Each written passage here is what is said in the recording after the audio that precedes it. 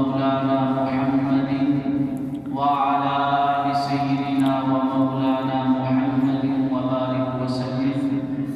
الصلاة والسلام عليك يا سيدي يا رسول الله وعلى آلك وأصحابك يا سيدي يا حبيب الله. الصلاة والسلام عليك يا سيدي يا رحمة للعالمين وعلى آلك وأصحابك يا سيدي يا خاتم النبيين. مولاي صل وسلم دائما أبدا على حبيبك خير الخلق كلهم. هو الحبيب الذي ترجى شفاعته لكل هول من الأهوال مقتحم. شوق تیرا اگر نہ ہو میری نماز کا ایمان، میرا قیام بھی حجاب، میرا سجود بھی حجاب. سبحان اللہ. اللہ رب العزت کے فضل و کرم سے اور اس کی توفیق خاص سے آج ہم جامعہ مسجد انوار مدینہ محمدیہ نقشبندیہ سیفیہ میں جمعۃ المبارک کی ان بابرکت ساعات میں اپنے رب کا ذکر کرنے اور اپنے رب کے محبوب کریم علیہ الصلوۃ والسلام کا ذکر کرنے اور حضرت یوسف علیہ السلام کا واقعہ سننے کے لیے جمع ہیں. سبحان اللہ. یہ کائنات کے حضور دعا ہے کہ رب کائنات ہمارا یہاں پہ جمع ہونا، واقعہ یوسف کو سننا، اس کو ہم سب کے لیے دنیا میں بھی اور آخرت میں بھی نجات کا ذریعہ بنائے. آمین. آپ سبھی احباب کو معلوم ہے کہ تقریباً 4 جمعے ہو چکے ہیں. 4 جمعۃ المبارک سے واقعہ یوسف علیہ السلام چل رہا ہے. ہم حضرت یوسف علیہ السلام کی پیدائش سے لے کر آپ کے کنویں میں پھینکے جانے تک، پھر کنویں سے آپ کو نکلوا کر مصر کے بازار میں لے آنے تک، پھر مصر کے بازار میں آپ کو جو بیچا گیا غلامی کی صورت میں، اس سے لے کر زلیخا اور عزیز مصر کے محل میں جانے تک یہ واقعہ مکمل کر چکے ہیں. واقعہ پچھلے جمعہ کو یہ بیان ہوا کہ جب آپ کو مصر کے بازار میں لایا گیا، وہاں بہت سے غلام دوسرے بھی تھے، اور سب کو معلوم ہے کہ غلاموں کی صورت جو ہوتی ہے وہ یا تو سیاہ رنگ کے ہوتے ہیں، نئے نقش اچھے نہیں ہوتے، پڑھنا لکھنا نہیں جانتے ہوتے. لیکن جب آپ کو غلاموں کے بازار میں بٹھایا گیا بیچنے کے لیے، تو آپ کے حسن و جمال کو دیکھ کر، آپ کے خوبصورت چہرے کو دیکھ کر، آپ کے نئے نقش کو دیکھ کر سارا جو بازار تھا وہ دیگر غلاموں کو چھوڑ کر آپ کی طرف متوجہ ہو گیا، آپ کے پاس آ گیا کہ یہ کیسے ہو سکتا ہے کہ اتنا حسین و جمیل اور جمال والا، خوبصورتی والا بچہ غلام کیسے ہو سکتا ہے؟ اگر باقی غلاموں کو دیکھیں اور اس کو دیکھیں، یہ یقین کرنا اور اس بات پہ ایمان لانا مشکل ہے کہ یہ شخص غلام ہو سکتا ہے، یہ بچہ غلام ہو سکتا ہے.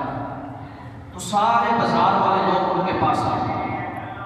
وہاں پہ جو بت خانہ تھا، جو کاہن تھے، وہ بھی آ گئے. ان کی خواہش یہ تھی کہ اگر ہم اس بچے کو خرید لیتے ہیں تو یہ بچہ ہمارے بت خانے کے لیے بڑا فائدہ مند ثابت ہوگا. بہت سے لوگ جب اس بچے کو دیکھیں گے، اس کے حسن و جمال کو دیکھیں گے، اس کا خوبصورت چہرہ دیکھیں گے، تو لوگوں کی تعداد میں اضافہ ہو جائے گا، لوگ کثرت سے آنے لگیں گے ہمارے بت خانے میں. انہوں نے منہ مانگی قیمت دینے کے لیے رضامندی ظاہر کر دی کہ جتنی بھی آپ قیمت مانگتے ہو دیتے ہیں. لیکن کتنی قیمت دے سکتے تھے؟ ایک حد ہوتی ہے. اتنا پیسہ تو نہیں ہوگا کہ جتنا کوئی مانگے تو آپ کوئی بھی اس کو دے دیں. تو جب یہ بولی لگ رہی تھی آپ کے بیچنے کے لیے، تو اسی وقت عزیز مصر جو تھا، یعنی جو نائب تھا مصر کے بادشاہ کا، جو فرعون تھا اس وقت، اور آپ کو معلوم ہے مصر کا جو بادشاہ ہوتا تھا اس کا لقب تھا فرعون. یہ مطلب نہیں کہ آپ جب بھی فرعون بولیں تو وہ فرعون حضرت موسیٰ علیہ السلام کے دور والا فرعون مراد ہے.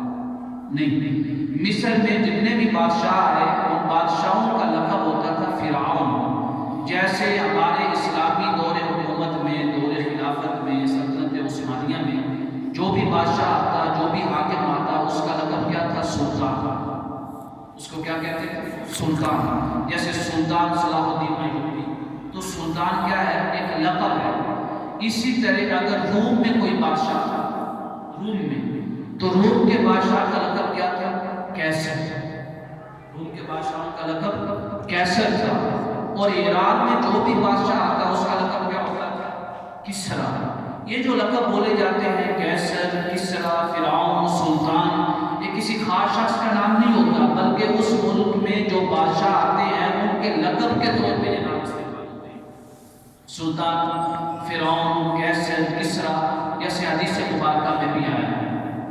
تو یہ جو فرعون تھا اس کا جو عزیز تھا، یعنی جس کو آج کی لغت میں، آج کی لینگویج میں آپ کہہ سکتے ہیں وزیر اعظم، جو اس وقت کا وزیر اعظم تھا، وہ بھی اس بازار میں آیا کہ دیکھتے ہیں جب اس کی نگاہ اس حسین و جمیل بچے پہ پڑی، وہ بھی سوچنے پہ مجبور ہو گیا کہ یہ کیسے ہو سکتا ہے کہ غلام تو سیاہ رنگ کا ہوتا ہے، اس کے نیر نقش بھی اچھے نہیں ہوتے، اتنے حسن و جمال کا مالک بچہ غلام کیسے بن سکتا ہے؟ یہ غلام کیسے ہو سکتا ہے؟ اس کو کوئی بیچنے کے لیے کیسے پیش کر سکتا ہے؟ اگر کوئی اس کے مقابلے میں اس کو خریدنے کے لیے دنیا کا سارا سونا بھی پیش کر دے تو اس کا مالک، اس کے گھر والے تب بھی اس بچے کو نہ بیچیں۔ یہ کیسے ہو سکتا ہے کہ ایک غلام یہاں پہ بیٹھتا ہے، وہاں پہ اتنا خوبصورت بچہ بیٹھا ہوگا، حسین و جمیل بچہ ہے۔ تو جب انہوں نے 30,000 درہم بولی لگائی، 30,000 درہم، کنہوں نے؟ وہ بت خانے والے کاہنوں نے 30,000 درہم بولی لگائی۔ اب 30,000 درہم سے زیادہ وہاں پہ کسی کی اوقات نہیں تھی، کسی کی وقت نہیں تھی کہ وہ 30,000 درہم سے زیادہ بولی لگا کے یوسف کو خرید سکے، سوائے عزیز مصر کے وزیر اعظم تھا مصر کا۔ اس نے کہا کہ میں اس بچے کو خریدنے کے لیے اگر یہ 30,000 دے رہے ہیں تو میں 40,000 درہم دیتا ہوں۔ 40,000 درہم دے کے اس عزیز مصر حضرت یوسف علیہ السلام کو خرید لیا۔ جب جس نے بیچا تھا وہ سارا واقعہ مکمل طور پہ تفصیل کے ساتھ پچھلے جمعہ کو گزر چکا ہے۔ آج بات یہ چل رہی ہے، قرآن کہتا ہے کہ اس طرح جب یوسف کو ہم نے عزیز مصر کے محل میں پہنچایا، اس کے قصر میں پہنچایا، تو وہاں پر قرآن کہتا ہے وَكَذَلِكَ مَكَّنَّا لِيُوسُفَ فِي الْأَرْضِ کے لوگوں یاد رکھو، جس یوسف کو کنویں میں پھینکا گیا تھا، جس یوسف کو کنویں کی گہرائی میں رکھا گیا تھا، آج وہ یوسف اس گھر میں ہے جو دنیا میں سب سے زیادہ قیمتی ہے اور رسول اللہ۔ ہم نے وہاں تک یوسف کو پہنچا دیا، اور آپ کو معلوم ہونا چاہیے مَكَّنَّا لِيُوسُفَ فِي الْأَرْضِ، اس طرح ہم نے یوسف کو بڑا آدھا سبحان اللہ، سبحان اللہ۔ فرمایا وَلِنُعَلِّمَهُ مِن تَأْوِيلِ الْأَحَادِيثِ، یہ وہ وقت تھا کہ جب یوسف عزیز مصر کے محل میں پہنچے تو قرآن کہتا ہے کہ اس وقت رب کائنات نے حضرت یوسف کو خوابوں کی تعبیر کا علم بھی عطا کر دیا، خوابوں کی تعبیر کا علم بھی دے دیا۔ وَلِنُعَلِّمَهُ مِن تَأْوِيلِ الْأَحَادِيثِ، یہاں پر قرآن کہتا ہے وَاللَّهُ غَالِبٌ، لوگوں یاد رکھو اگر ہم یوسف کو کنویں سے نکلوا کر عزیز مصر کے محل میں پہنچا سکتے ہیں، وہ اس وجہ سے کہ یوسف کو ہمارے اوپر یقین تھا، توکل تھا۔ تو اب قیامت تک جو بھی شخص ہمارے اوپر توکل رکھے گا، یقین رکھے گا، اس کو بھی ہم دنیا کی تاریکیوں سے اٹھا کر دنیا کی روشنیوں میں لا سکتے ہیں۔ سبحان اللہ۔ واللہ غالب علی امرہ ولکن اکثر الناس لا یعلمون، فرمایا لوگوں جان لو کہ اللہ تعالیٰ غالب ہے، اللہ تعالیٰ طاقتور ہے اس کام پہ جس کو وہ کرنا چاہتا ہے۔ بے شک بے شک بے شک۔ دوسری آیت میں فرمایا وَمَن يَتَّقِ اللَّهَ يَجْعَل لَّهُ مَخْرَجًا، کہ جو لوگ اللہ سے ڈرتے ہیں، اللہ پہ توکل رکھتے ہیں، اللہ کے احکام کی اطاعت کرتے ہیں، متبع ہیں، فرمایا يَجْعَل لَّهُ مَخْرَجًا، اللہ ان کے لیے ایسے ایسے رستے بناتا ہے، وَيَرْزُقْهُ مِنْ حَيْثُ لَا يَحْتَسِبُ، ان رستوں کا گمان بھی نہیں ان کے علم میں ہوتا کہ اللہ تعالیٰ یہاں سے بھی ان کے لیے رستہ بنا سکتا ہے۔ سبحان اللہ، سبحان اللہ۔ کیا فرمایا وَمَن يَتَوَكَّلْ عَلَى اللَّهِ، ایسا توکل کرو جیسے یوسف نے کنویں کی گہرائی میں بیٹھ کر اپنے رب پہ توکل کیا۔ سبحان اللہ، سبحان اللہ۔ توکل کرو گے تو ہم بھی تمہیں دنیا کی نعمتوں کی فراوانیوں سے نواز دیں گے، سبحان اللہ۔ عطا کریں گے۔ اب تک محل میں رہے، محل میں جو واقعہ پیش آیا جس سے یوسف علیہ السلام کی فراست معروف ہو گئی، وہ سارا واقعہ پچھلے جمعہ کو گزر چکا ہے۔ اب آپ کا بچپن چل رہا ہے، بچپن سے جوانی کی طرف جب بڑھ رہی ہیں تو یہ سارا عرصہ جو ہے، یہ جتنے سال ہیں، یہ زلیخا کے سامنے گزر گئے۔ زلیخا کا اصل نام کیا تھا؟ راعی، اصل نام راعی تھا، وہ لقب کیا تھا؟ زلیخا۔ زلیخا لقب اس وجہ سے تھا کہ آپ بہت خوبصورت تھی مصر کی عورتوں میں، آپ کی خوبصورتی کی وجہ سے آپ کو جو لقب دیا گیا وہ کیا ہے؟ زلیخا۔ زلیخا نے یہ سارا عرصہ یوسف کو بڑھتے ہوئے دیکھا، آپ کی 8 سالہ عمر کو دیکھا، 9 سالہ، 10 سالہ، 15 سالہ، 16 سالہ، 18 سالہ، 22 سالہ تک عمر کو دیکھا کہ آپ بڑھ رہے ہیں نوجوانی کی طرف۔ سبحان جب اللہ، نوجوان ہو گئے، جب شباب کی صورت میں پہنچے، شباب کی حالت میں، عمر میں، تو دیکھا کہ یوسف کا حسن اور بھی زیادہ ہوتا جا رہا ہے۔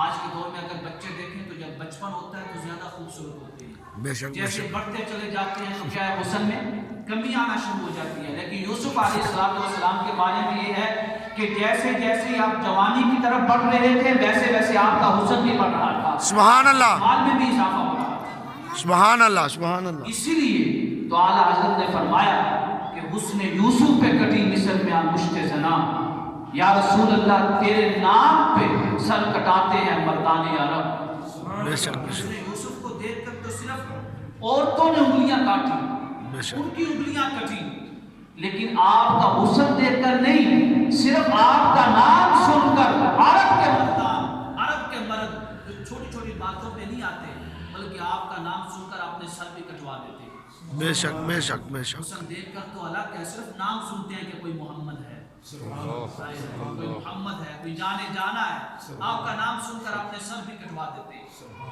بے شک، کہتے ہیں کہ جب زلیخا نے بڑھتے ہوئے دیکھا تو وہ آپ کے عشق میں مبتلا ہو گئی، عشق حقیقی میں مبتلا نہیں ہوئی، دنیا کے عشق میں مبتلا ہو گئی۔ جو دنیا کا عشق ہوتا ہے اس کو پورا کرنے کے لیے قرآن کہتا ہے وراودته التي هو في بيتها عن نفسه، اب وہ ان کو پسند کرنے لگی یوسف کو، اب کچھ نہ کچھ وہ بہانے کرنے لگی کہ کسی نہ کسی طرح جو دنیا کی خواہش ہے وہ یوسف سے پوری کروا لے۔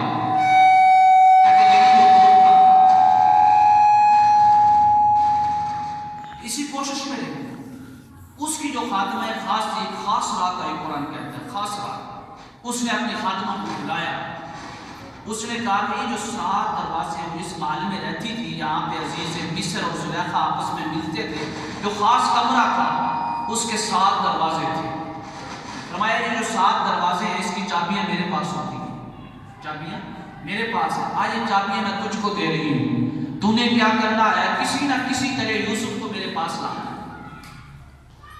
اس خاتمہ خاص نے رات کی تاریکی میں حضرت یوسف علیہ السلام کے پاس آ کر کہا کہ آپ کی مالکہ زلیخا آپ کو بلا رہی ہے، غلام تھے، مالکہ زلیخا بلا رہی ہے۔ آپ حیران ہو گئے کہ رات کی اتنی تاریکی میں زلیخا کیسے بلا سکتے ہیں؟ آپ نے وہاں پہ جو ایک نور نبوت ہوتا ہے اس سے آپ کو معلوم ہو گیا کہ آج کچھ ہونے والا ہے جو بڑا عجیب و غریب ہوگا۔ آپ چل پڑے۔ اس خاتمہ خاص کا حکم یہ تھا کہ جیسے یوسف علیہ السلام دروازے میں داخل ہوتے جائیں، جس دروازے سے گزرتے جائیں اس دروازے کو بند کرتے جائیں، اچھی طرح بند کرنا، اچھی طرح۔ قرآن کہتا ہے وَغُلِّقَتِ الْأَبْوَابُ، ایسے بند کرنا ہے جیسے پہلے کبھی بند نہ کیا ہو، یعنی ایک روٹین میں جو دروازہ بند ہوتا ہے ویسے نہیں، بلکہ ایک اور انداز ہے جہاں پہ ایک تالا لگتا ہے آج 2 تالے لگا دیں تاکہ کوئی کھول نہ سکے۔ وَغُلِّقَتِ الْأَبْوَابُ، دروازوں کو اچھی طرح بند کرنا ہے۔ جیسے یوسف علیہ السلام آگے بڑھتے گئے، جب دیکھتے ہیں کہ جیسے ایک دروازے کو کراس کرتے ہیں اس دروازے کو تالا لگا دیا جاتا ہے۔ آپ نے جو نور نبوت میں دیکھا ہوتا ہے، اب آپ کا ایمان اور بھی پختہ ہوتا جا رہا ہے کہ کچھ نہ کچھ واقعہ ہونے والا ہے۔ جیسے جیسے آگے چلتے گئے دروازے بند ہوتے گئے، دروازوں پہ تالے لگتے گئے۔ جب اس خاص کمرے میں پہنچے تو وہ زلیخا کی خادمہ خاص تھی، اس نے اپنی ساری چابیاں زلیخا کو دی۔ جب چابیاں کسی کے پاس نہیں ہوتی تو کوئی بھی شخص یوسف کی مدد نہیں کر سکتا، لیکن زلیخا کو کیا معلوم تھا کہ یوسف ہے کون؟ بے شک بے شک بے شک بے شک، جب خاص کمرے میں پہنچی، کمرہ سجا ہوا تھا، آپ نے جتنا بھی میک اپ ہوتا ہے سارا میک اپ کیا ہوا ہے، یعنی حسن و جمال کی ایک ملکہ بن کے بیٹھی ہے۔ آج ایک نبی کی آزمائش ہونے جا رہی تھی، لیکن اللہ اکبر، کہ یہ نبی ہے یہ صرف غلام ہے۔ سارے دروازے بند ہو گئے، وہاں پہ خاص ایک کمرہ تھا ساتھ ہی. زلیخا نے اپنے خادمہ خاص کو کہا کہ اس کمرے میں تم چلی جاؤ اور دروازہ لاک کر دو اندر سے. نہ تم یہاں ادھر سے آ سکو، نہ یوسف ادھر سے آپ کی طرف جا سکے اپنے آپ کو بچانے کے لیے. کہتے ہیں کمرہ بند کروا دیا. اب زلیخا نے، قرآن کہتا ہے اس نے کہا قالت حیت لک، میں نے اپنے آپ کو تیرے لیے تیار کیا ہے. اے یوسف، میں نے اپنے آپ کو تیرے لیے سنوارا ہے، تیرے لیے یہ سارا کچھ کیا ہے. میں اپنے آپ کو تیرے سامنے پیش کرتی ہوں تو میری خواہش کو پورا کر.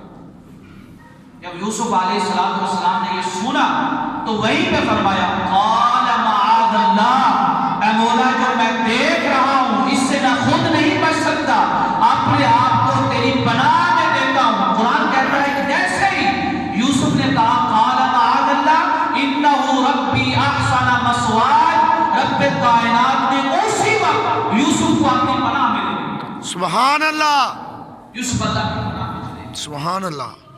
فرمایا انہ لا یفلح الظالمون. وہ بہانے کرتی رہی کہ تو میرا غلام ہے، تیرے اوپر میری اطاعت کرنا ضروری ہے، میری بات ماننا ضروری ہے، میری بات کو فالو کرنا ضروری ہے، تجھے میری خواہش کو پورا کرنا ہوگا. ادھر یہ اپنی خواہش کو پورا کرانے پہ زور دے رہی ہے، ادھر یوسف اپنے رب کی پناہ میں چلا گیا ہے. اسی وقت جبریل امین کو حکم ہوا کہ فوراً جاؤ اور یوسف کو کہو، قرآن کہتا ہے یوسف کو کہو واستبق الباب، کہ وہ دروازے کی طرف بڑھے، جو دروازے بند ہیں اس کی طرف بڑھے. یوسف علیہ السلام حیران ہے کہ دروازے تو بند ہیں، بلکہ پہلے یہاں پہ ایک تالا لگتا تھا، ایک لاک تھا، وہاں پہ دو لگے ہوئے. اگر میں دروازے کی طرف بڑھتا بھی ہوں تو بچوں گا کیسے؟ لیکن جیسے وحی نازل ہوئی کہ یوسف دروازے کی طرف بڑھو، تو جیسے حضرت یوسف علیہ السلام، قرآن کہتا ہے دروازے کی طرف بڑھنے لگے. جیسے ہی دروازے کے قریب پہنچتے تھے دروازہ پہلے یوسف کا استقبال کرتا تھا. سبحان اللہ. ایسے بھاگتے گئے، لیکن جب آخری دروازے پہ پہنچے تو کچھ دیر لگ گئی دروازے کو کھلنے میں. جب دیر لگی تو زلیخا نے پیچھے سے حضرت یوسف علیہ السلام کو پکڑا. تو جب پکڑا تو آپ کی قمیض پھٹ گئی، قمیض آپ کی پھٹ گئی. تو جیسے ہی آخری دروازہ کھولا تو قرآن کہتا ہے وَأَلْفَ يَا سَيِّدَهَا لَدَى الْبَابِ، جب آخری دروازہ کھولا تو سامنے کیا دیکھتے ہیں کہ عزیز مصر کھڑا ہے. عزیز مصر کو اپنے سامنے پایا تو عزیز مصر نے کہا قالت ما جزاء من اراد بأهلك سوءا الا يسجن وعذاب علیم. عزیز مصر کی بیوی زلیخا نے کہا یہ دیکھا ہے، یہی تو نے غلام پالا تھا، اس کے بارے میں کہا تھا کہ جب یہ بڑا ہوگا تو ہمیں نفع دے گا، ہمیں فائدہ دے گا. یہ تو آپ کی عزت کے ساتھ ہی کھیلنے لگا تھا. اب اس غلام کی ایک ہی سزا ہے، یا تو اس کو قید میں ڈال دو یا دردناک سزا دو. قال، جب یہ ساری بات سنی، زلیخا کا مکر و فریب دیکھا اس وقت، تو عزیز مصر زلیخا کی بات میں آ گئی. وہاں پہ فوراً حضرت یوسف علیہ السلام نے کہا قال ہی راودتنی عن نفسی، اے عزیز مصر میں آپ کے احسانوں کو بھول نہیں سکتا، میں نے آپ کی عزت کے ساتھ نہیں کھیلا، بلکہ زلیخا نے مجھے خود بلایا ہے، وہ خود مجھے اپنی طرف مائل کرنا چاہتی تھی. قال ہی راودتنی عن نفسی. اس وقت عزیز مصر نے کہا کہ کوئی گواہ ہو. اب وہاں پہ 7 دروازوں کے اندر کون گواہ ہو؟ کون گواہی دے گا یوسف کی پاکیزگی کی، یوسف کی طہارت کی، یوسف کی پاک دامنی کی؟ جب حضرت یوسف علیہ السلام اندر گئے تھے تو وہاں اندر جاتے ہوئے آپ کو ایک بچے کے رونے کی آواز آئی. آپ کے ذہن میں خیال آیا کہ جب میں اندر جا رہا تھا تو مجھے ایک بچے کے رونے کی آواز آئی ہے اور میں نے اس بچے کے سر پہ ہاتھ بھی پھیرا تھا. وہاں پہ کہا عزیز مصر کو ہاں میرے گواہ ہے. اب زلیخا وہاں پہ حیران ہو گئی کہ میں نے تو صرف اپنے خادمہ خاص کو بھیجا تھا، کوئی اور بھی نہیں تھا تیسرا بندہ جو گواہی دے کہ میں نے یوسف کو بلایا ہے، یا چابیاں کس کو دی ہیں، کس کو کہا ہے دروازہ بند کرنے کو. تو یہ کیسے ہو سکتا ہے؟ یوسف کو کیسے پتا چلا کہ اس کے پاس کوئی گواہ ہے؟ وہ کون سا شخص ہے جس نے ہمیں دیکھ لیا ہو؟ عزیز مصر نے پوچھا بتاؤ کون سا گواہ؟ آپ نے فرمایا وشہد شاہد من اہلیہ، وہ گواہ آپ کے رشتہ داروں کے اندر ہی سے. اگر میرے رشتہ داروں میں ہوتا تو ہو سکتا تھا جھوٹ بولتے، میری سپورٹ کرتے رشتہ داری کی وجہ سے، لیکن وہ میرے رشتہ داروں میں نہیں ہے، میرے جاننے والوں میں کوئی ایسا گواہ نہیں ہے. وَشَهِدَ شَاهِدٌ مِنْ أَهْلِهَا، بلکہ وہ زلیخا کے رشتہ داروں میں سے ہے جو میرا گواہ ہے، میری شہادت دے گا، میری پاک دامنی کا اعلان کرے گا، میری کمالت پہ گواہی دے گا. عزیز مصر نے کہا کہ کیا تم میرے ساتھ مذاق کر رہا ہے؟ ایک تو اتنا بڑا کام کر چکے ہو، اوپر سے یہ کہہ رہے ہو کہ کوئی گواہی دینے والا ہے. وہ کون ہے؟ اس کو سامنے تو کرو. کیا میرے ساتھ مذاق کر رہے ہو؟ یہاں تو کوئی بھی گواہ نظر نہیں آ رہا. یہاں پہ تو جتنے کھڑے ہیں وہ سارے یہ کہہ رہے ہیں کہ ہمیں کچھ بھی معلوم نہیں. تو یوسف علیہ السلام نے کہا کہ نہیں، انہی میں ایک غلام ہے، انہی میں ایک ایسا بچہ ہے جو میرا گواہ ہے. جب عزیز مصر نے سنا کہ ایک بچہ، اور وہ بھی بچہ جو دودھ پیتا ہے، آپ نے فرمایا یہ جو بچہ ہے یہ زلیخا کا خالہ زاد آئی ہے، یہ میری گواہی دے گا، میری پاک دامنی. عزیز مصر نے کہا کہ یہ بچہ تو دودھ پیتا ہے، اس عمر میں تو کوئی بول نہیں سکتا، تو اس کو کیسے پتا چلے گا کون سا کام برا اور کون سا کام اچھا ہے؟ کس کے بارے میں گواہی دے گا؟ فرمایا نہیں، یہی گواہی دے گا. عزیز مصر یقین نہیں کر رہا تھا کہ کوئی بچہ گواہی دے سکتا ہے. تو یوسف علیہ السلام نے کہا کہ میں نے جو آپ کے خدمت میں 10 سال کا عرصہ گزارا، اتنا عرصہ وہ جو میں نے خدمت کی ہے، اسی خدمت کا صلہ مانگ رہا ہوں کہ اس کی گواہی کو قبول کر لو. اس سے صرف ایک دفعہ کہہ دو کہ تو گواہی دے. یہ جو میں نے 10 سالہ خدمت کی ہے، اس میں آپ نے میری کبھی کوئی مسٹیک نہیں دیکھی، میری کبھی کوئی غلطی نہیں دیکھی. کہتے ہیں کہ جب عزیز مصر نے تو یوسف علیہ السلام کے اصرار کو سنا، اس بچے کے سر پہ ہاتھ پھیرتے ہوئے کہا کہ گواہی دو. تو یوسف علیہ السلام نے کہا یہ نہیں کہ گواہی دو، میں کہتا ہوں. آپ نے بچے کو کہا اشہد بِإِذْنِ اللَّهِ، اے چھوٹے سے بچے اللہ کے حکم سے گواہی دے میری پاک دامنی کی. یہاں پہ وہی قرآن کی آیت یاد کریں، یوسف کے پاس کوئی بھی گواہ نہیں ہے کہ یوسف کی پاک دامنی کا اعلان کر سکے، یوسف کی طہارت کا اعلان کر سکے، یوسف کی پاکیزگی کو بیان کر سکے. اس وقت صرف اور صرف یوسف کے پاس ایک ایسا گواہ ہے جو دودھ پیتا بچہ ہے، جو گواہی دے بھی نہیں سکتا. یہاں پہ قرآن کہتا ہے وَمَن يَتَوَکَّلْ عَلَى اللَّهِ، جو اللہ پہ توکل کرتا ہے، ہم ایسی جگہوں سے رستے عطا کرتے ہیں جس جگہ سے کوئی شخص گمان بھی نہیں کر سکتا. کسی کو پتہ بھی نہیں تھا کہ بچہ گواہی دے. قرآن نے کہا وَيَرْزُقْهُ مِنْ حَيْثُ لَا يَحْتَسِبُ، وہاں سے رستے بناتے ہیں کہ کسی شخص کے علم میں بھی نہیں ہوتا کہ یہاں سے رستہ بن جائے گا. جب آپ نے یہ کہا کہ بچے نے گواہی دی، بچے نے گواہی یہ دی کہ ان کان قمیصہ، اب یہ گواہی بھی دیکھیں، بڑی دانشمندانہ گواہی تھی. دودھ پیتا بچہ ہے، ایک تو کلام کر رہا ہے اور ایک گواہی ایسی دے رہا ہے جو بڑی دانشمندانہ تھی. یعنی ایک قاضی بھی ایسا فیصلہ نہیں دے سکتا اتنی بڑی عمر میں، لیکن ایک بچہ ایسی گواہی دے رہا ہے کہ بڑے بڑے عقل مند دانشور حیران ہیں کہ اس بچے نے یہ گواہی دی کیسے. گواہی تو دی، چلے ٹھیک ہے گواہی دی، لیکن ایسی گواہی، ایسی حکیمانہ گواہی اور دور اندیشی گواہی. فرمایا ان کان قمیصہ قد من قبل فصدقت وهو من الكاذبین. عزیز مصر قمیص کو دیکھو، یوسف کی قمیص کو. اگر قمیص سامنے سے پھٹی ہوئی ہے تو مطلب یہ ہے کہ زلیخا سچ بول رہی ہے، یوسف جھوٹ بول رہا ہے. اگر سامنے سے پھٹی ہوئی ہے. لیکن وَإِن كَانَ قَمِيصُهُ قُدَّ مِن دُبُرٍ فَكَذَبَتْ وَهُوَ مِنَ الصَّادِقِينَ. اگر قمیص پیچھے سے پھٹی ہوئی ہے، پچھلی سائڈ سے، تو پھر یہ سمجھ لیں کہ زلیخا جھوٹ بول رہی ہے، یوسف سچ بول رہا ہے. سبحان اللہ. لیکن بچے کو کیسے پتا چلا قمیص آگے سے پھٹی ہے پیچھے سے پھٹی؟ یہ وہ گواہی تھی، بچے نے گواہی دی. اس کے بعد بچے کو بلانے کی بڑی کوشش کی کہ بچہ نہیں بولا. کیوں کہ بچے کے سپورٹ صرف ایک ہی کام تھا کہ ہمارے نبی کی پاکیزگی کی، ہمارے نبی کی طہارت کی، ہمارے نبی کی پاک دامنی کا اعلان کر دے.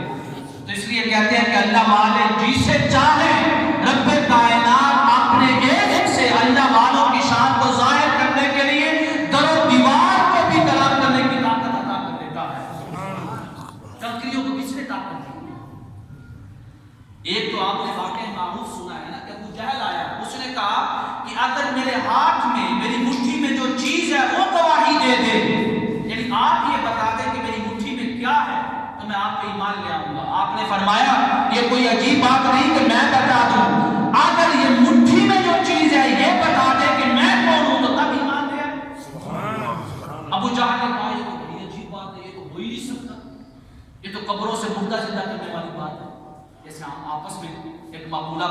اس نے کہا ٹھیک ہے، اگر میری مٹھی میں جو چیز ہے وہ بتا دے تو میں آپ پہ ایمان لے آؤں گا۔ کہتے ہیں کہ جیسے ہی اس نے یہ حامی بھری، مٹھی میں جو کنکریاں تھی، رب کائنات نے ان کو بھی زبان عطا کر دی، وہ کہنے لگی لا الہ الا اللہ محمد رسول اللہ، کہ اللہ کے سوا کوئی عبادت کے لائق نہیں اور محمد اللہ کے رسول ہے۔ سبحان اللہ۔ یوسف کا معجزہ یہ تھا کہ جو بولنے والا تھا اس کو وقت سے پہلے کلام کرنے کی طاقت دے دی، لیکن میرے مصطفیٰ کا معجزہ یہ ہے کہ جس کو کبھی بھی کلام کرنے کی طاقت نہیں مل سکتی تھی، رب کائنات نے مصطفیٰ کی نگاہ سے اس کو بھی کلام کرنے کی طاقت عطا کر دی۔ سبحان اللہ۔ یوسف کا معجزہ یہ تھا کہ وہ بچہ 6 سال کا ہو کر بول سکتا تھا، کنکریاں 100 سال کے بعد بھی گنگا رہ سکتی تھی۔ ادھر یوسف کی نگاہ پڑی تو بچے کو بولنے کی طاقت مل گئی، ادھر مصطفیٰ کی نگاہ پڑی تو کنکریوں کو بولنے کی طاقت مل گئی۔ سبحان اللہ۔ اور صرف اتنا نہیں، غزوہ حنین سب کو یاد ہے نہیں؟ غزوہ حنین میں شکست ہو رہی تھی مسلمانوں کو، اور آپ کو معلوم ہے کہ غزوہ حنین وہ ہے کہ جن کا ذکر قرآن نے خود کیا ہے، غزوہ حنین کے نام سے۔ اذا اعجبتکم کثرتکم فلم تغن عنکم شیئا، کہ جب فتح مکہ کے بعد 12,000 کا لشکر لے کر چلے تھے تو تمہیں اپنی کثرت پہ فخر ہو رہا تھا کہ آج ہم 12,000 کی تعداد میں ہیں، اور غزوہ حنین میں جو مد مقابل ہے وہ 10,000 کی تعداد میں ہے۔ یہ واحد غزوہ ہے کہ جس میں ہماری تعداد زیادہ ہے، آج ہمیں شکست نہیں ہو سکتی، اپنی کثرت پہ فخر کر کے جا رہے ہیں۔ اذا اعجبتکم کثرتکم، قرآن کہتا ہے کہ تم نے اپنی کثرت پہ فخر کیا، میرے مصطفیٰ کی طرف نہ دیکھا کہ ہم نے کبھی تعداد پہ فتح نہیں دی، بس چہرہ مصطفیٰ کو دیکھ کر جس طرف چہرہ مصطفیٰ ہوتا گیا ادھر مسلمانوں کو فتح عطا کرتے چلے گئے۔ سبحان اللہ۔ سبحان اللہ۔ کیسے بھول گئے؟ فلم تغن عنکم شیئا، لیکن تمہاری کثرت نے تمہیں کوئی فائدہ نہیں دیا اس وقت۔ بے شک بے شک۔ وَضَاقَتْ عَلَيْكُمُ الْأَرْضُ، رب کائنات نے غزوہ حنین کی زمین کو تم پر تنگ کر دیا۔ صحابہ اکرام بھاگنے لگے، ادھر جا رہا ہے، ادھر جا رہا ہے۔ صرف عبداللہ ابن مسعود رضی اللہ تعالیٰ عنہ اور دیگر کبار صحابہ اکرام، ابو بکر صدیق، مولا علی، عثمان، عمر رضی اللہ تعالیٰ عنہ آپ کے ساتھ ہیں۔ عبداللہ ابن مسعود وہ ہیں جنہوں نے آپ کی سواری کی لگام پکڑی ہوئی ہے۔ سبحان اللہ۔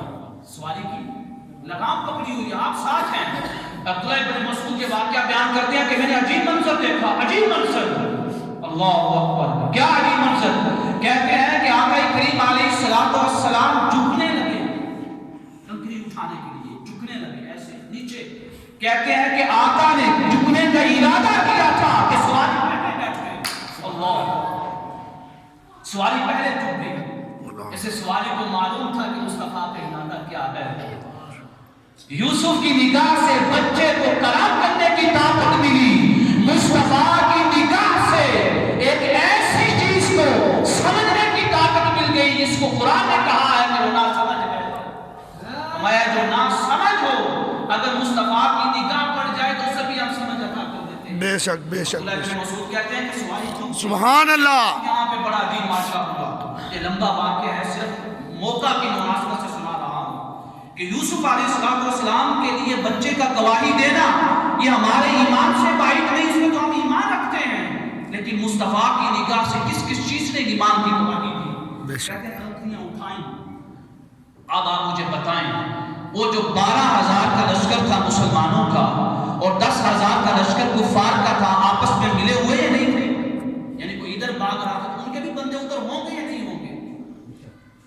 حضرت ابن مسعود فرماتے ہیں کہ آپ نے کنکریاں پھینکی، یہاں پہ ایسے کنکریاں پھینکی، وہ کنکری مسلمان کے چہرے کو نہیں چھو رہی، کہتے ہیں کہ کنکری جس کے چہرے پہ بھی لگی وہ کافر کا چہرہ تھا۔ اب میں آپ سے پوچھتا ہوں کہ اس لشکر میں مسلمان بھی ہیں، کافر بھی ہیں، کنکریوں کو پہچان کس نے عطا کر دی؟ کنکریوں کو کیسے پتا چلا کہ یہ مصطفیٰ کا نام لینے والا ہے، یہ مصطفیٰ کا انکار کرنے والا ہے؟ میرے مصطفیٰ کا معجزہ یہ ہے کہ کنکریاں دست مصطفیٰ کو لگی، جو نہ سمجھ تھی وہ سمجھدار بن گئی۔ اللہ اکبر۔ تو اللہ رب العزت نے اس کنکریوں کی بدولت، میرے مصطفیٰ کے معجزے کی برکت سے غزوہ حنین میں مسلمانوں کو فتح عطا کر دیا۔ فرمایا اذ اعجبتکم کثرتکم، تم اگر لاکھوں میں ہو جاؤ، کروڑوں میں ہو جاؤ، اربوں میں ہو جاؤ، کھربوں میں ہو جاؤ، اگر تمہاری تعداد سب سے زیادہ بھی ہو جائے، اگر طاقت چاہتے ہو، قوت چاہتے ہو، تو صرف میرے مصطفیٰ کی محبت میں ہے۔ سبحان اللہ۔ قوت عشق سے ہر پست کو بالا کرتے، دہر میں اس میں محمد سے اجالا کرتے۔ میں 12,000 کا لشکر لے کر نکلے، فتح نہیں ہوئی، فتح ہوئی کس سے؟ مصطفیٰ کے مبارک سے فتح ہوئی۔ بے شک بے شک بے شک بے شک، سبحان اللہ۔ یوسف علیہ السلام کی پاک دامنی کے لیے ایک بچے نے گواہی دی۔ بعد میں عزیز مصر نے بڑی کوشش کی کہ بلائیں، شاید بول پڑے، نہیں بولا۔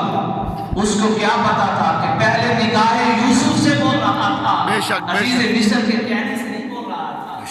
اب وہ یوسف کی نگاہ پڑے تو کلام کرے، اب وہ نگاہ بھی نہیں دے رہے، گواہی ہو گئی۔ قرآن نے کہا فلما رأى قمیصہ، جب عزیز مصر نے دیکھا کہ قمیص کہاں سے پھٹی ہوئی ہے، سامنے سے پھٹی ہوئی ہے یا پیچھے سے پھٹی ہوئی ہے، جب عزیز مصر نے دیکھا تو قمیص جو ہے وہ کس سے پھٹی ہوئی تھی؟ پیچھے سے، سامنے سے نہیں۔ اس کو جب دیکھا تو کہا ان کیدکن عظیم، اے زلیخا تو ایک عورت ہے اور عورت ہمیشہ مکار ہوتی ہے۔ مکاری کے ساتھ یوسف علیہ السلام کی تہمت لگانے کی کوشش کی۔ فرمایا یوسف اعرض عن ھذا، کہ یوسف یہاں سے چلے جاؤ، دور ہو جاؤ، کہ یہ اور تہمت نہ لگا دے۔ واستغفری لذنبک، اے زلیخا تو اپنے رب کے حضور اپنے گناہوں کی معافی مانگ، انک کنت من الخاطئین، بلکہ جو تم نے تہمت لگائی ہے وہ غلط ہے، تو ہی خطا بار ہے، تو ہی گناہ گار ہے۔ یہاں پر قرآن کہتا ہے واستغفری لذنبک، اپنے گناہوں کی معافی مانگ۔ اس سے پتہ یہ چلا کہ وہ بتوں کی عبادت کرتے تھے، لیکن ان کو یقین تھا کہ ان سب سے اوپر بھی ایک ہے جو اللہ ہے، لیکن وہ اللہ کی عبادت نہیں کرتے تھے، عبادت ان کی کرتے تھے جو انہیں اپنے ہاتھوں سے بت تراچے ہوئے تھے۔ فرمایا واستغفری لذنبک انک کنت من الخاطئین، بے شک تو ہی خطا بار ہے، تو ہی گناہ گار ہے، تو نے ہی جھوٹ بولا ہے، تو نے ہی یوسف پہ تہمت لگائی ہے۔ یوسف کا 10 سالہ عرصہ ہمارے سامنے ہے، آپ کی پاک دامنی، آپ کی طہارت، آپ کی پاکیزگی کے بارے میں بچہ بھی گواہی دیتا ہے کہ یوسف ایسا نہیں کر سکتا، اور ایسے بچے نے گواہی دے دی جو بول بھی نہیں سکتا۔ فرمایا یوسف اعرض عن ھذا واستغفری لذنبک انک کنت من الخاطئین۔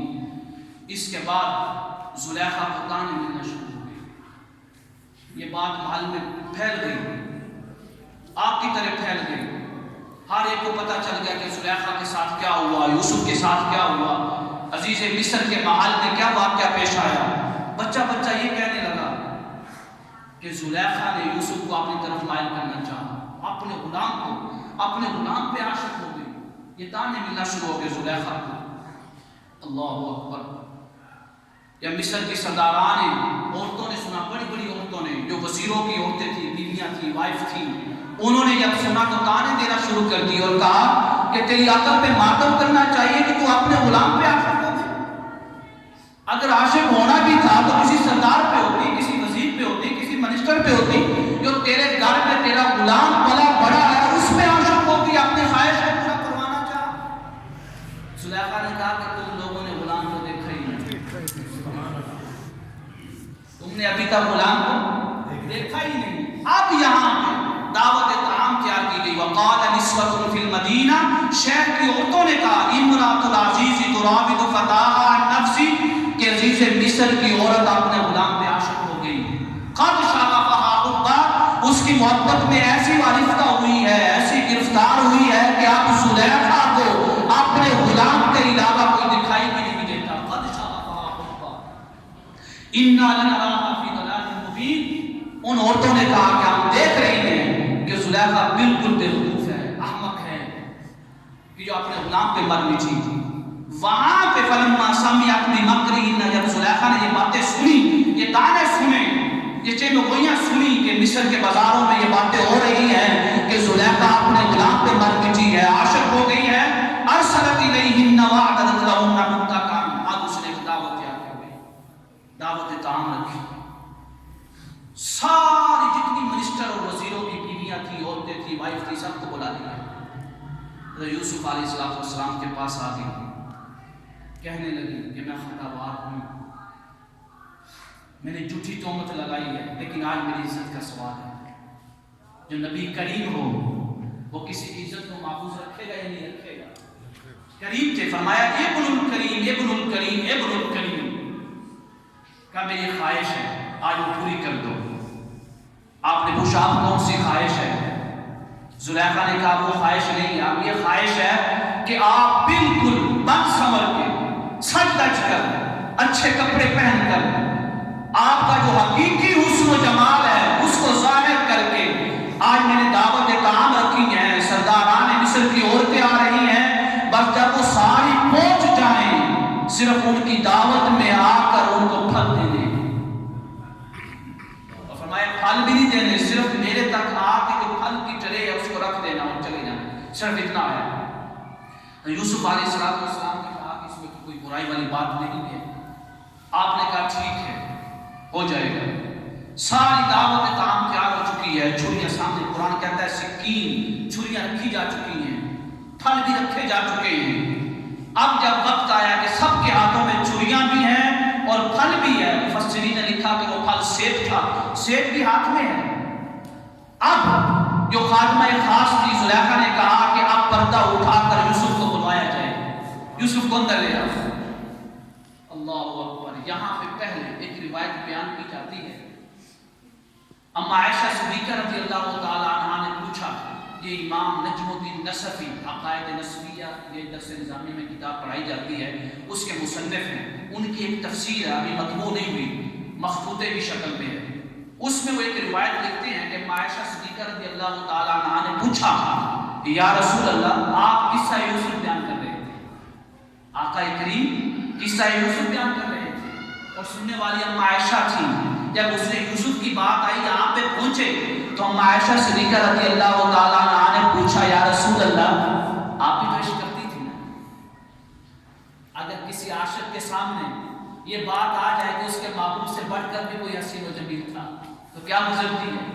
آپ نے یہ سوچا کہ شاید کہ آپ یہ کہنا چاہ رہے ہیں کہ یوسف مجھ سے بھی حسین و جمیل تھے, یعنی آقا کریم علیہ السلام سے بھی بڑھ کر حسن والے تھے. عرض کیا یا رسول اللہ یوسف احسن منک ام انت احسن منہ, کیا یوسف آپ سے بھی زیادہ حسین تھے یا آپ یوسف سے زیادہ حسین تھے؟ اب آپ اگر کہتے کہ یوسف سے زیادہ میں حسین ہوں تب بھی جواب ادب والا نہیں تھا, یہاں سے سب کو ادب ملا مصطفیٰ کی بارگاہ میں. اگر یہ کہتے کہ نہیں یوسف مجھ سے زیادہ حسین تھا تب بھی جواب صحیح نہیں تھا. میرے آقا کریم علیہ السلام نے بڑی پیاری بات کی, لطافت والی بات کی, بڑے ادب کی بات کی. فرمایا حسن یوسف صبیح و حسنی ملیح. سبحان اللہ. اب سمجھنے والے سمجھ. فرمایا جو یوسف کا حسن تھا وہ صبیح تھا, جو میرا حسن تھا وہ ملیح ہے. صبیح کہتے ہیں مٹھاس کو, کس کو؟ مٹھاس کو. ملیح کس کو کہتے ہیں؟ نمکین چیز کو. اب میں ترجمہ کرتا ہوں. آقا نے فرمایا عائشہ کو یوسف کا حسن میٹھا تھا اور میرا حسن نمکین ہے. اب یہ بات یہ کیسے ہو سکتا ہے کہ یوسف, اب یہ کیسا بھی معنی ہے کہ ہمیں کیسا پتہ چلے کہ فلاں شخص جو خوبصورت آ رہا ہے اس کا حسن میٹھا ہے اور جو فلاں آ رہا ہے اس کا حسن نمکین ہے. یہاں پہ بات کھولنی پڑے گی. اگر کوئی شخص ایک دفعہ میٹھا کھائے دوسری دفعہ اس کا دل کرے نہیں کرے گا. وہ تھوڑا سا بھی کھا لے گا, تھوڑا سا بھی, حالانکہ اس کو بھوک ہوگی, تھوڑا سا بھی کھا لے گا اس کا دل بھر جائے گا. لیکن نمکین ایسی چیز ہوتی ہے کہ اگر بندہ پیٹ بھر کے بھی کھا لے اور دوبارہ کوئی نمکین ڈش آ جائے تو بندے کا دل کرتا ہے کہ میں کھا لوں, وہ نہیں پھیرتا. تو فرمایا حسن یوسف صبیح و حسنی ملیح, کہ حسن یوسف ایسا تھا کہ جو ایک دفعہ دیکھتا تو کئی دن گزر جاتے تھے, یوسف کو تکنے کی ضرورت پیش نہیں آتی تھی. لیکن مصطفیٰ کا حسن ایسا ہے کہ اگر کوئی ایک دفعہ دیکھ لے تو اس کا دل کرتا ہے کہ بار بار میری نگاہ چہرہ یوسف پہ جمی رہے, بار بار کرتی رہے. میں عائشہ یوسف کا حسن صبیح تھا, تیرے محبوب کا حسن ملیح ہے. کہ اگر یوسف کے حسن کو کوئی تک لیتا تو 7 دن گزر سکتے تھے، اگر یوسف کو نہ بھی دیکھتا تو گزارا چل جاتا تھا، لیکن تیرے محبوب کا حسن ایسا ہے کہ اگر کوئی ایک آنکھ دیکھتا ہے تو دوسرے ہی سیکنڈ میں اس کا من چاہتا ہے کہ دوبارہ پھر دیکھو۔ سبحان اللہ، سبحان اللہ۔ کہ محمد سے وفا تو نے تو ہم تیرے ہیں، جہاں چیز ہے کیا لوہے قلم تیرے ہیں، کہ مصطفیٰ کے حسن میں تو ہر چیز ہے۔ پھر فرمایا کہ دعوت کام کیا ہوگی، بلوایا گیا، حتیٰ کہ ایک حدیث میں آیا، اما عائشہ صدیقہ رضی اللہ تعالیٰ عنہ نے پوچھا یا رسول اللہ کیا آپ کا حسن زیادہ ہے یا یوسف کا حسن زیادہ ہے؟ یہ امام ترمذی نے روایت کی۔ انس بن مالک فرماتے ہیں کہ آقا کریم علیہ السلام نے فرمایا ہر نبی کو 2 چیزیں عطا کی گئی۔ کتنی؟ 2 چیزیں۔ فرمایا حسن الوجہ و حسن الصوت، ہر نبی کا چہرہ بڑا خوبصورت ہوتا ہے، بڑا جمال والا ہوتا ہے، بڑا حسین چہرہ ہوتا ہے، اور ہر نبی کی گفتگو بھی بڑی خوبصورت ہوتی ہے، سبحان اللہ، زبان بھی بڑی خوبصورت ہوتی ہے۔ یعنی ہر نبی کو 2 چیزیں رب کائنات عطا کرتا ہے، حسن الوجہ و حسن الصوت، خوبصورت چہرہ بھی نبی کو ملتا ہے اور خوبصورت گفتگو اور زبان بھی ملتی ہے۔ فرمایا اعلیٰ نبی کی قوم کان احسن الناس، کہ لوگوں آگاہ ہو جاؤ، لیکن تمہارا نبی ایسا ہے کہ جس کا چہرہ بھی سب سے زیادہ خوبصورت ہے، جس کی زبان بھی سب سے زیادہ خوبصورت ہے۔ سبحان اللہ۔ ہاتھوں میں چھریاں، پھل ہے، اور زلیخا نے کہا تھا سرداران عورت کو کہ جیسے ہی یوسف نامی غلام ہمارا داخل ہوگا اس وقت پھل کو کاٹنا ہے۔ کہتے ہیں کہ ادھر پردہ اٹھا، یوسف داخل ہوئے، مصر کی عورتوں کی نگاہ اس نے یوسف پہ پڑی، ادھر چھریاں چلی، پتہ نہیں چلا، پھل بھی کٹ گیا، ہاتھ کی انگلیاں بھی کٹ گئی۔ سبحان اپنے ہاتھ کاٹ لیے۔ ان ربی بکیدہن علیم، ان کا رب ان کے مکر و فریب سے اس وقت غافل تھا کہ اس نے یوسف کو نور نبوت سمجھ کر نہیں دیکھ رہی تھی، بلکہ نور دنیا سمجھ کر دیکھ رہی تھی، اپنی دنیا کی خواہش کو پورا کرنے کے لیے۔ ادھر پردہ اٹھا، ادھر یوسف داخل ہوئے، مصر کی عورتوں کی انگلیاں کٹ گئی، پتہ نہیں چلا، تو پھر حضرت بول اٹھے کہ مصر میں کٹی انگشت زنا سر کٹاتے ہیں تیرے نام پہ مردان ہے۔ سبحان اللہ۔ ادھر صرف انگلیاں کٹی، پتہ نہیں چلا، تو پھر ہم کیوں نہ کہیں کہ صحابہ کرام تلوار کے نیچے آنا کیوں چاہتے تھے؟ وہ بار بار اپنے سر کو نیچے لانا کیوں چاہتے تھے؟ وہ لانا اس لیے چاہتے تھے کہ جب تلوار کے نیچے سر آئے گا، موت کا آخری وقت آئے گا، اس وقت چہرہ مصطفیٰ سے سارے پردے اٹھیں گے، زیارت کا مزہ تو اسی وقت آئے گا کہ حسن یوسف اور حسن مصطفیٰ ہے کیسا۔ اس لیے تو سرداران عرب سے نام پہ سر کٹوا دیتے، دیکھنے پہ تو الگ بات تھی۔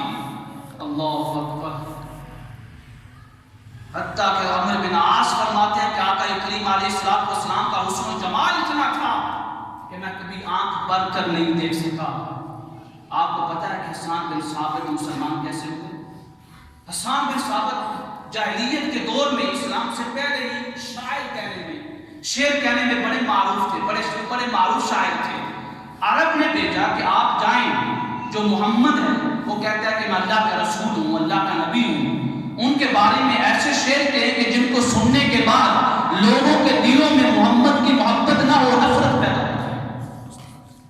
حسان بن ثابت یہ اپنا واقعہ سنا رہے، کہتے ہیں کہ جیسے میں بارگاہ میں پہنچا، میری نگاہ مصطفیٰ کے حسن میں پڑی، ادھر میری نگاہ مصطفیٰ کے حسن میں پڑنا تھی، ادھر میری زبان پہ شعر نہیں آیا، بلکہ یہ آ گیا لا الہ الا اللہ محمد رسول اللہ۔ سبحان اللہ۔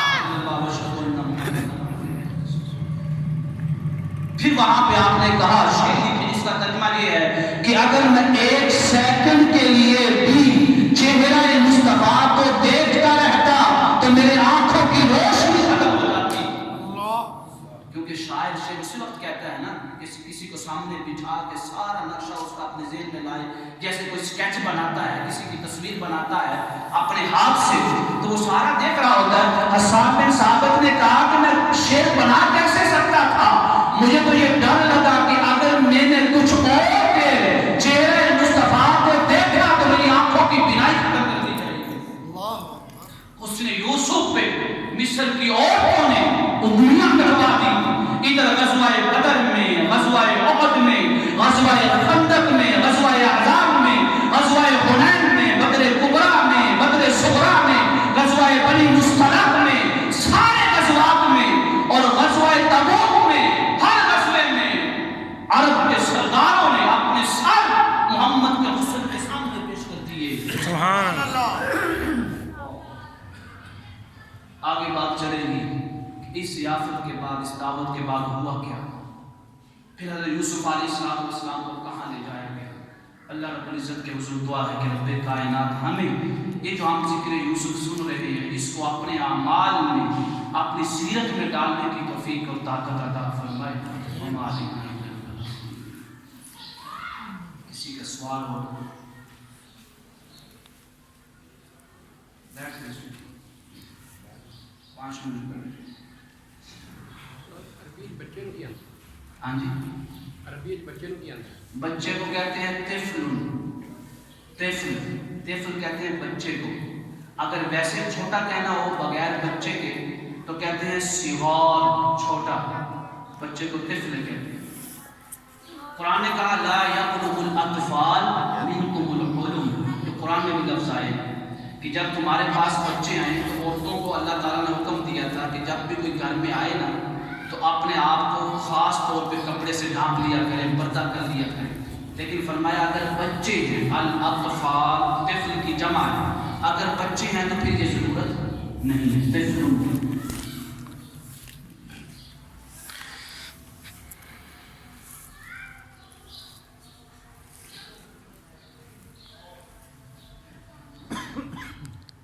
بعض لوگ یہ سوال کرتے ہیں کہ سیدنا ابو بکر صدیق رضی اللہ تعالیٰ عنہ کا ایک لقب ہے اولو الفضل، اولو الفضل۔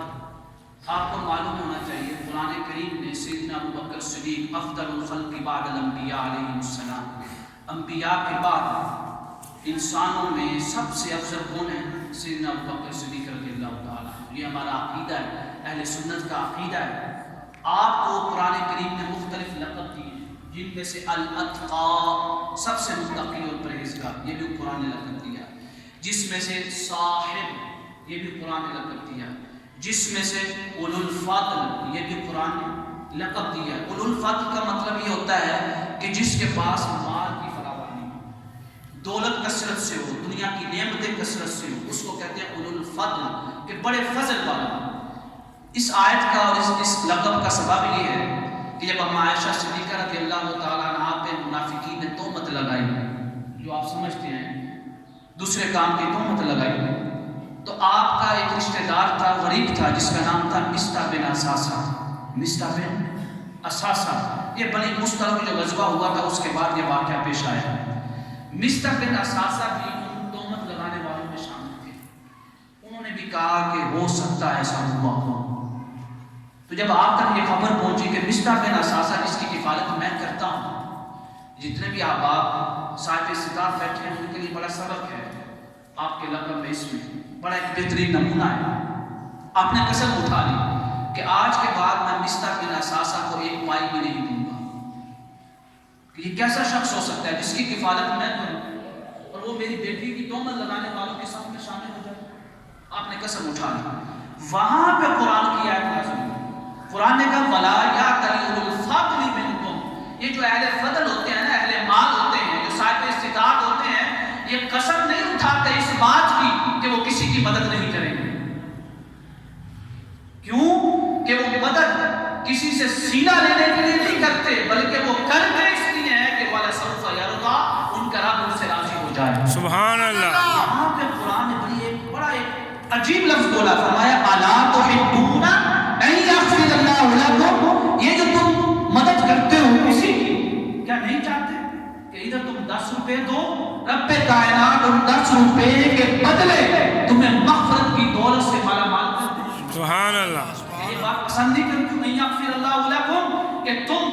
غریب کی کفالت کرو اور رب کائنات اس کفالت کے بدلے میں تمہیں مغفرت کی دولت عطا کرتے ہیں. سبحان جب اللہ. یہ آیت نازل ہوئی تو سیدنا ابو بکر صدیق رضی اللہ تعالیٰ عنہ قسم اٹھائی, واللہ انا احب المغفرہ, واللہ انا احب المغفرہ, اے مولا میں قسم اٹھاتا ہوں کہ مجھے کفالت کے بدلے میں تیری مغفرت پسند ہے. سبحان اللہ. تو لہذا جو بھی کسی کی بھی کفالت کرتے ہیں تو قرآن کہتا ہے اس کفالت کے بدلے میں ہم اس کے گناہ معاف کرتے چلے جاتے ہیں. تو اس واقعہ کے سبب آپ کو لقب ملا ہے اولو الفضل ولا یأتل اولو الفضل, یہ قرآن نے لقب عطا کیا.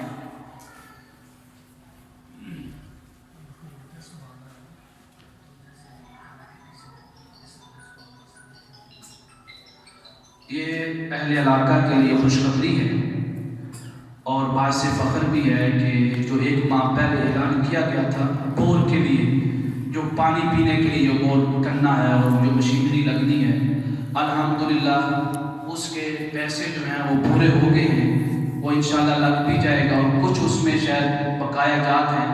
اگر کوئی بھی شخص ایصال ثواب کے لیے اپنے والدین کے یا اپنے اقارب میں سے یا کسی دوست کے یا دنیا میں برکتوں کے لیے اگر کچھ اس میں حصہ ڈالنا چاہتا ہے, فنڈ میں اگر کچھ بھی دینا چاہتا ہے تو وہ قبلہ پیر صاحب میاں محمد نعیم محمد حنفی سیفی صاحب کو دے سکتا ہے. یہ اللہ تعالیٰ کا بڑا فخر, بڑا یہ فضل ہوتا ہے کہ اللہ تعالیٰ کی طرف سے اس طرح کے جو ویلفیئر کے کام ہوتے ہیں کہ وہ جلدی پورے ہو جائیں.